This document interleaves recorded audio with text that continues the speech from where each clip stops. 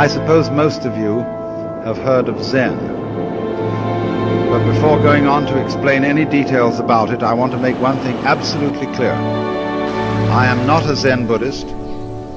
I am not advocating Zen Buddhism. I'm not trying to convert anyone to it.